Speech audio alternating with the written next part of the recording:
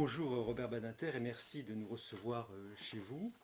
À l'occasion de notre prochain colloque Justice et terrorisme entre mémoire victimaire et dépassement de la violence à la BNF le 19 décembre, je souhaiterais revenir avec vous sur les événements tragiques que nous avons connus en 2015 et 2016 et plus généralement sur la manière dont notre société répond à la violence, notamment par la justice, et entreprend avec les victimes un travail de mémoire. Ma première question porte sur votre discours sur l'abolition de la peine de mort en 1981. Vous parliez de la souffrance des victimes, qui ne saurait, je reprends vos mots, apaiser un sacrifice expiatoire. Vous en appeliez à Jaurès, à Hugo, à l'esprit du christianisme. Vous avez lutté contre cette violence barbare de l'État pour l'éliminer de notre droit. Comment analysez-vous aujourd'hui le regain de cette violence à laquelle nous assistons depuis ces dernières années, le djihadisme, et l'engrenage de la répression qu'il entraîne? Alors, je crois qu'il faut une distinction majeure. Il y a la violence criminelle qui s'exerce contre la loi, contre les institutions, contre l'ordre établi, et s'agissant des pays comme les nôtres, contre la démocratie, et au-delà, ce qui fait le fondement de la démocratie, c'est-à-dire le respect des libertés, ça c'est la violence terroriste. Et puis vous avez l'inévitable violence de l'État menacé qui est en réaction ou qui est en défense. Et ça vaut dans l'ordre international, mais aussi face au crime organisé, particulièrement au terrorisme. L'État ne peut pas rester ni désarmé, ni impuissant en présence de ce qui constitue une violence mortelle à l'encontre des citoyens. C'est pas possible. Le tout est évidemment de l'organiser conformément aux principes sur lesquels est fondé le régime démocratique. C'est ça la grande question. Mais qu'il y ait une réaction et qu'elle soit ferme, elle s'explique non seulement par la douleur des victimes, mais tout simplement parce que l'État démocratique est menacé dans son fondement par la violence terroriste. Moi, il n'y avait rien qui m'exaspérait plus dans les années qui précèdent 80 que quand le terrorisme politique, celui-là, ravageait littéralement l'Europe occidentale, que d'entendre exalter la violence libératrice. La violence est mortelle. Et le droit à la vie est le premier des droits. Je me souviens très bien, particulièrement bien, de l'enlèvement et de l'assassinat d'Aldo Moro. Et à proprement parler, j'ai traversé Rome à ce moment-là, j'y séjournais quelques jours, je trouvais ça le comble de la perversité intellectuelle que d'oser prétendre justifier l'enlèvement d'un homme politique avec lequel on pouvait très bien n'être pas d'accord, mais il y avait mille moyens de témoigner de ce refus de l'action politique et de Moreau sans l'enlever, le soi-disant juger, s'arroger le droit de justice et de vie ou de mort à l'encontre d'un citoyen italien. Par qui? Au nom de quoi? Investi par je ne sais quelle mission soudainement divine qu'ils auraient d'un seul coup autorisé à enlever, à juger, parodie ignoble de la justice, et à exécuter un homme politique de premier plan parce qu'il était un homme politique. Mais quel dévoiement, mais quelle perversité. Et je dois dire que certains intellectuels s'interrogeaient sur le peu infondé de ces démarches terroristes. Non, il y a un moment où on dit où est l'essentiel? Et l'essentiel, c'est le respect de la vie humaine pour commencer, dans une démocratie, et le respect des lois de la démocratie. Vous savez, la démocratie italienne, à l'époque, c'était pas la tyrannie fasciste. Hein. Donc j'ai toujours dit, le terrorisme est une méthode. Le terrorisme, en tant que phénomène historique, est évidemment relatif, puisque celui qui est terroriste pour ses adversaires, parce qu'il utilise des méthodes terroristes, est un héros ou un partisan dévoué pour les siens. Voilà. Donc, disons-le, le terrorisme, c'est la violence mortelle, telle que nous le concevons aujourd'hui, parle de terrorisme verbal, ça n'a pas de sens. Je veux dire le terrorisme physique, le terrorisme qui porte la mort en lui, c'est une volonté de mort au service d'une cause. Bon, à partir de ce moment-là, et quand on proclame à juste titre que le droit à la vie est le premier des droits, on ne peut que considérer le terrorisme comme devant être mis hors la loi. Et d'ailleurs, à ce sujet, vous aviez, au moment des attentats du 11 septembre 2001 aux États-Unis, vous avez qualifié cet attentat de crime contre l'humanité. Il l'était, au regard même de la définition du crime contre l'humanité. Il n'y a aucun doute, il était prémédité, il visait un adversaire, par définition, ici anonyme. On ne savait pas ni que les tours allaient tomber, ni combien de milliers de victimes ça ferait. Bref, vous aviez tous les caractéristiques du crime contre l'humanité. Mais qu'est-ce que ça change, la qualification juridique, au regard, revenons-en à l'élémentaire, au regard du massacre, alors, ici, de ceux qu'on doit considérer comme innocents dans la mesure où ils ne sont pas porteurs, eux, de violences mortelles. Ben, les auteurs de l'attentat, un certain nombre qui d'ailleurs ont sacrifié leur vie dans l'attentat, ils ne connaissaient pas et ils ne savaient pas qui seraient les victimes de leur attentat. Et ceux, les malheureux qui sont allés ce matin-là à leur bureau, ils allaient à la mort, mais ils n'étaient pas en état d'action de guerre contre ces terroristes. Cette frappe à l'aveugle de personnes que l'on appelle communément innocentes. Mais pourquoi est-ce qu'on les appelle telles? Parce qu'ils sont sans rapport avec le crime. Ça, c'est le terrorisme contemporain de masse, et c'est évidemment un fléau que l'on doit combattre, mais combattre dans le respect de l'état de droit. Alors précisément, la réparation des dommages subis par les victimes aujourd'hui est une priorité. Nous sommes passés d'ailleurs d'une sorte d'indifférence à leur égard à une sollicitude beaucoup plus grande aujourd'hui. Vous êtes le premier garde des Sceaux qui a agi en faveur des victimes. Vous avez développé un guide des droits des victimes, vous avez développé aussi l'indemnisation rapide en référé, puis ensuite il y a eu le fonds d'indemnisation. Oui, le fonds d'indemnisation. Mais après les attentats de 2015, François Hollande a cherché un autre type de réparation plus symbolique. Et il a créé une médaille nationale de reconnaissance pour les victimes du terrorisme qui se situe au 5e rang protocolaire des distinctions. Donc avant, c'était une distinction militaire. On a prétendu que les victimes étaient devenues des nouveaux héros des temps modernes. Est-ce que vous partagez ce point de vue? Tout ça me paraît relever d'une certaine confusion, aussi bien dans les concepts que dans les valeurs. Les médailles, on le sait, elles sont nées sur le champ de bataille, elles sont nées au départ. Ces distinctions, je parle des distinctions concernant le combat, la vie, la mort, pas de distinction récompensant une carrière paisible au service de la science ou du savoir. Non, je parle là de la violence extrême. C'est ceux qui ont combattu pour une cause, qui combattu au sens militaire, la violence extrême du terme, qui sont honorés pour leur courage, la vertu si aimée des anciens, quelle que soit la forme que ça revêt, que ce soit un sabre qu'on affectionnait dans les armées républicaines, ou que ce soit des décorations qui remontent à une lointaine époque. On pense tout de suite à l'Ancien Régime.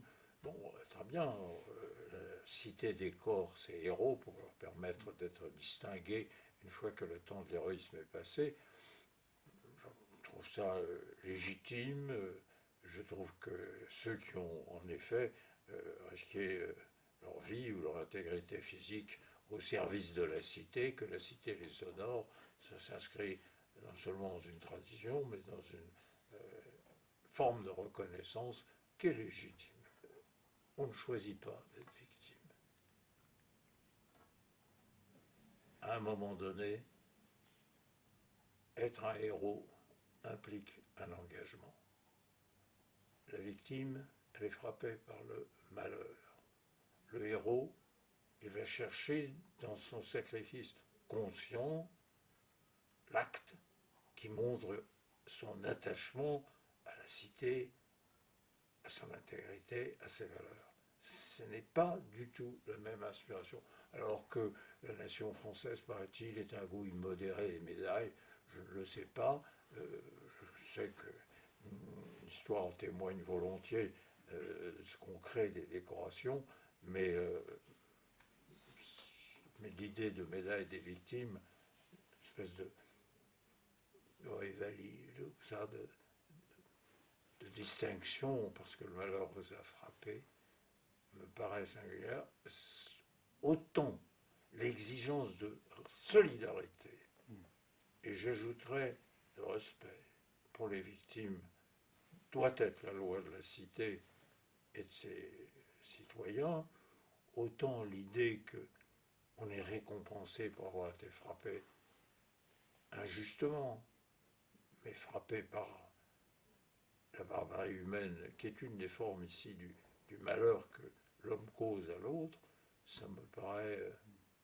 non, ça ne me paraît pas s'imposer. Vous avez défini la cour d'assises comme le lieu géométrique de la douleur humaine.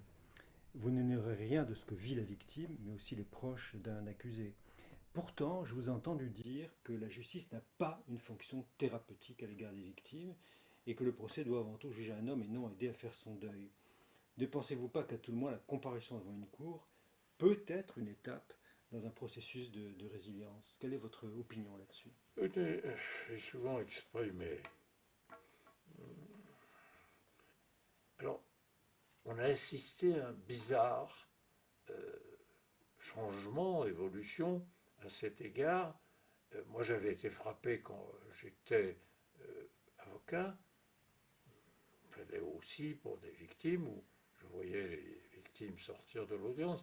Il y avait une espèce d'indifférence jusque dans le détail, dans l'accueil, l'absence de prise en compte, ce qui est une grande souffrance, celle des victimes.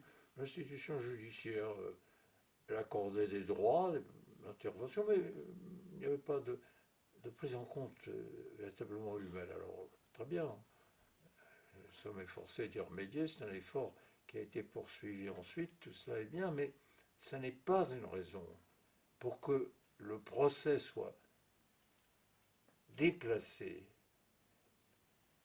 du débat essentiel. Est-il coupable? La preuve a-t-elle été rapportée?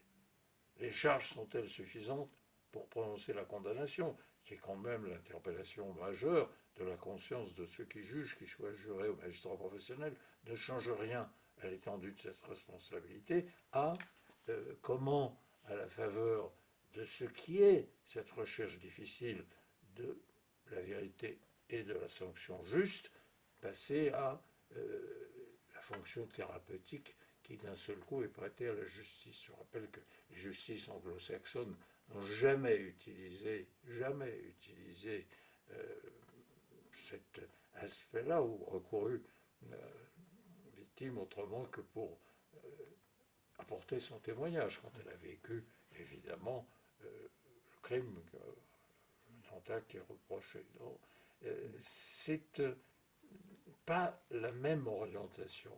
La justice, elle n'est pas à fonction thérapeutique, elle est à fonction judiciaire. Alors, c'est différent, l'angle est différent, la recherche est différente, la responsabilité est déjà immense, immense. Des magistrats ou des jurés pour décider il est coupable ou il ne l'est pas. Quelle est la peine juste, je dirais la peine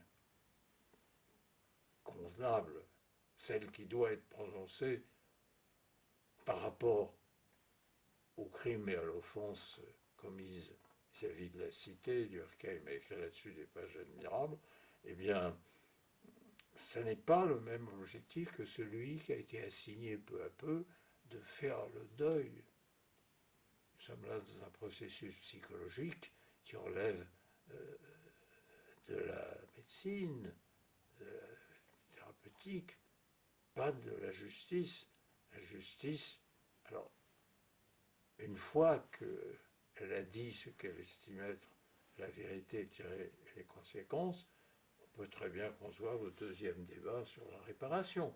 Mais l'idée que la victime est acteur premier de la quête de la vérité, l'idée que le procès devient une thérapeutique en soi, est une idée qui dévoie, qui détourne la justice, alors qu'elle a déjà, dans son chemin processuel, tant de difficultés à assurer, et le respect des droits fondamentaux, et tout simplement ce que recèle le beau, si beau mot de justice, la décision qui est acceptée par la cité, prononcée en son nom, et parfois acceptée aussi par celui qui est condamné ainsi. Mais ce n'est pas exact, ce n'est pas la même orientation. Je sais pourquoi ça s'est passé ainsi. Parce que pour certains politiques, ils ont découvert que se proclamer d'abord soucieux des victimes et laisser aux bonnes âmes, entre guillemets, le souci de juste équilibre des partis, ça faisait d'eux des politiques au cœur sensible. Et que c'est une posture sur laquelle on peut s'interroger. Je crois volontiers à la bonne foi de ceux qui l'adoptent. Je sais aussi les profils politiques qu'ils souhaitent en tirer. Et je connais très bien la démagogie par laquelle on vous accuse d'être du côté des assassins parce que vous rappelez que les droits de la défense existent, alors qu'eux se posent en défenseurs des victimes. Vous savez, le corps social recèle des millions de victimes potentielles. Bien peu au sein du corps social se pensent en assassins ou leurs enfants. Non.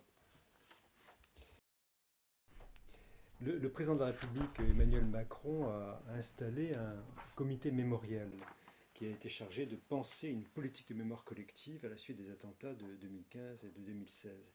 Et une de ses préoccupations est de filmer les principaux procès en matière de terrorisme, ce que, en particulier, le procureur François Molins a soutenu. Pensez-vous que cette loi a été suffisamment appliquée et si elle doit être réformée, est-ce qu'elle doit être réformée dans un sens plus libéral? Et pour moi, un sujet d'étonnement, je n'utiliserai pas le terme de stupéfaction, mais d'étonnement de voir la façon dont cette loi, que je souhaitais depuis toujours voir voter, l'enregistrement cinématographique des débats judiciaires, ait été à ce point-là méconnu. Ah, ça, c'est vraiment une stupéfaction.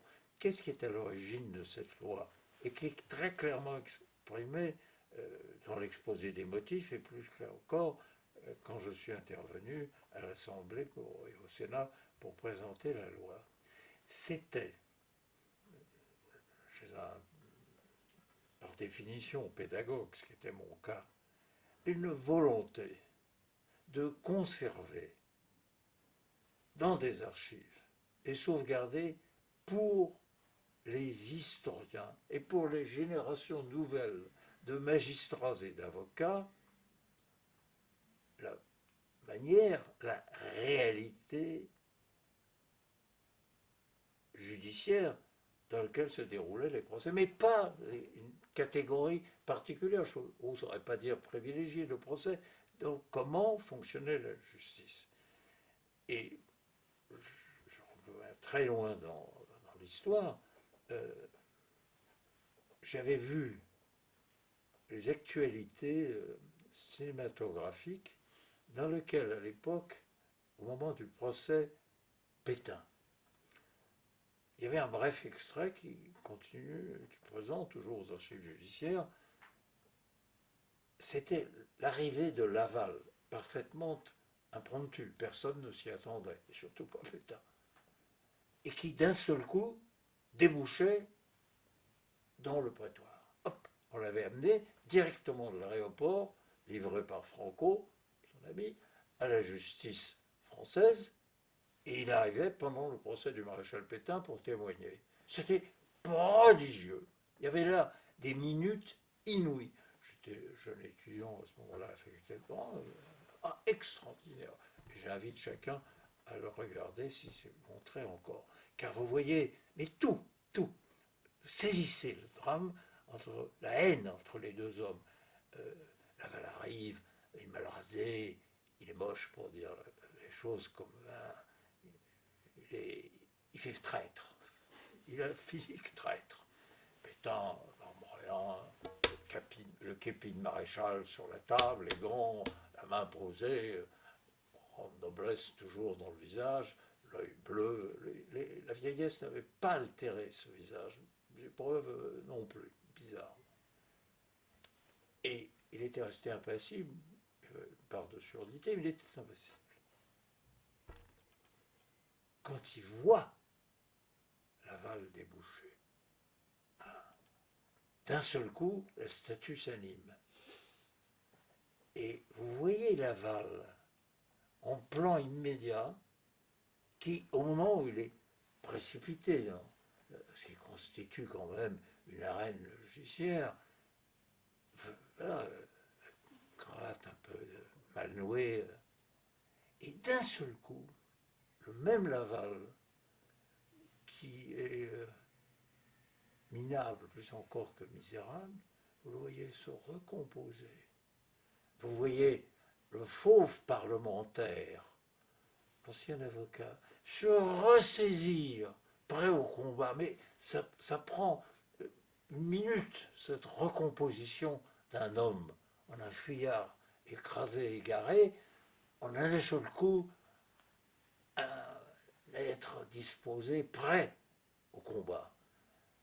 Et quand il passe à côté de Pétain, Pétain le regarde et regarde Pétain, c'est un instant prodigieux. Et j'ai toujours rêvé là-dessus en me disant, mais voilà ce qui permettrait d'un seul changer les idées qu'on se fait. Enfin, j'ai toujours rêvé au film du procès, au film des débats de l'affaire Dreyfus, et encore plus, pour des raisons différentes, tenant à la qualité des personnages, le procès Zola. Mais ça, c'est l'aspect historique. Et je tenais absolument à ce que ces archives soient constituées. Mais il y avait aussi, je dirais, la fonction pédagogique. Si on avait aujourd'hui les films de la justice au quotidien, tels que je l'ai connu 70 ans de cela, stagiaire. J'étais commis d'office à la défense de femmes qui étaient jugées pour s'être fait avorter. Pas les, comme on disait, les faiseuses d'anges, c'était des sages-femmes arabes. Non. Vraiment victimes, dans des conditions misérables de jugement. Le comportement des acteurs de justice, nous sommes pour la plupart, quasi-totalité, à l'égard de ces malheureuses, on a envie d'utiliser le terme hugolien misérable, ces malheureuses étaient infâmes. Infâmes, on serait stupéfié de voir cette femme. Pourquoi on ne dit pas homme, femme, asseyez-vous là, là. Et on connaissait tous le tarif, car il était bien connu et toujours pratiqué. C'était 10 000 anciens francs d'amende, et à Paris, généralement, je dirais constamment même, petite peine de prison avec sursis la première fois. On le savait. Une espèce de justice de mépris mécanisé, odieux. On mesurerait alors le chemin parcouru. Une autre préconisation de ce comité est de créer un musée mémorial. qui soit un lieu de mémoire, un musée d'histoire et un espace de recherche et de débat, un peu sur le modèle du mémorial de la Shoah. Il est prévu d'y installer un lieu d'archivage, un mur des noms et un jardin de souvenirs à l'égard notamment des victimes du terrorisme. À lire votre dernier livre, ils disent d'ailleurs le thème de la mémoire est au cœur de vos réflexions actuelles. Que pensez-vous d'un tel musée que certains qualifient d'inutile? D'autres encore en contestent le lieu, qui serait Paris, et d'autres aussi en contestent la date de la commémoration qui est prévue par l'Union européenne, qui serait le 11 mars. Oui, on pourrait s'interroger au-delà, avant de revenir à cet aspect précis. Pourquoi n'y a-t-il pas un musée de la justice? Je pose la question. Je me rappelle en avoir souvent parlé, notamment avec Valigny, d'autres parlementaires importants préoccupés par la justice. Mais pourquoi est-ce qu'il n'y a pas, en effet, un lieu, un musée spécifique où on aurait conservé, on exposerait ce que fut l'histoire d'une grande justice et comment aujourd'hui elle s'inscrit dans la réalité d'une société. Alors, à partir de cette réflexion première, s'agissant des victimes du terrorisme, pourquoi est-ce que on a instauré le mémorial de la déportation, c'est-à-dire du génocide des juifs européens par les nazis? C'est un crime immense contre l'humanité, immense. On sait que c'est environ de 6 millions que se situe le nombre des victimes qui correspondent aux juifs dans toute l'Europe occupée de l'époque et aussi dans la partie occidentale de ce qu'était à ce moment-là l'Union soviétique, où il y avait des millions de juifs présents qui ont été assassinés, femmes, vieillards, enfants, petits-enfants même, ce qui est le crime absolu, chacun le sait. Parce qu'il y avait déjà une entreprise de contestation, parce qu'on voyait poindre les révisionnistes, parce que pour des raisons idéologiques et à mes yeux insupportables, on déniait la réalité de ce qui avait été. Pas seulement glosé sur les chiffres, on déniait la réalité du génocide, c'est la volonté d'extermination d'une population entière. C'est pour cela qu'il fallait que la mémoire fût conservée, c'est-à-dire que les documents, les archives, les témoignages soient là, rassemblés, indiscutables, ce qui est le cas du travail. Je salue, moi, ceux qui s'y consacrent, parce que je connais les efforts qui sont les leurs, pour d'abord établir la vérité et ensuite la conserver. Alors, choisir, ici c'est un génocide entier, immense. Choisir les victimes d'une action criminelle spécifique